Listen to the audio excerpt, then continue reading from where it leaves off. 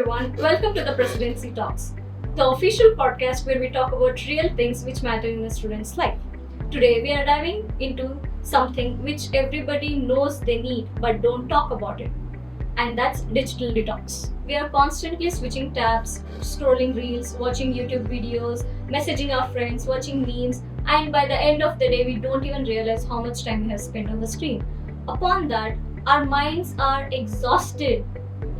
To unpack this, we have Ms. Malavika, our internal counselor who has already helped a lot of students to navigate through digital noise. Welcome. Thank you, and I'm so happy to be here to discuss about this topic. This topic is something that I always bring in my sessions with the students.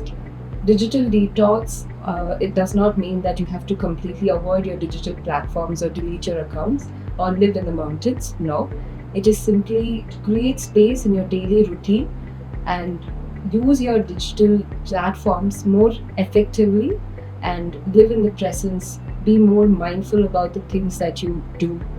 Yes. That's so true. I don't even realize how much time I spend on the screen. It's become a habit. Exactly. And for students, it's even more challenging because it's not just social media, it's academic pressure, online classes, assignments, notifications, and the need to relax, which again brings them back to their devices. The impact is very real, like poor sleep, increased anxiety, low focus, low self-worth from social comparison, and in many cases they feel burnout. That sounds serious. So how do students know that they need a digital detox? Great question, Afshin. If you're feeling mentally tired by doing nothing, if you feel the need to check your phones constantly, and if scrolling is your go-to for releasing stress, then that's a sign.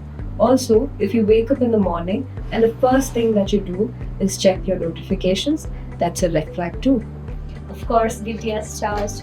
So what small steps can a student take to detox, especially when screens are such a big part of college life? Start small. Here are some doable tips.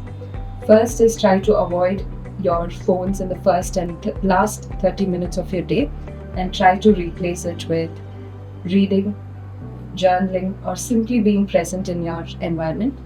Second is set a screen limit on your social media apps so that you can track your usage, digital usage.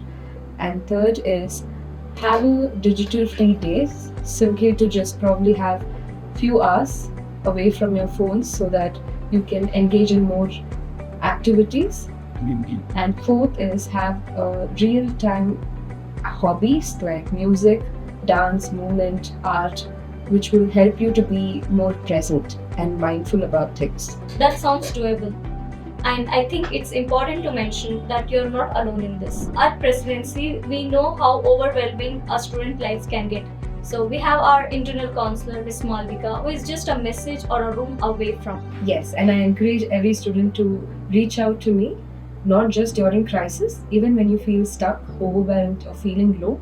Your mental well-being is as important as your grades. Thank you.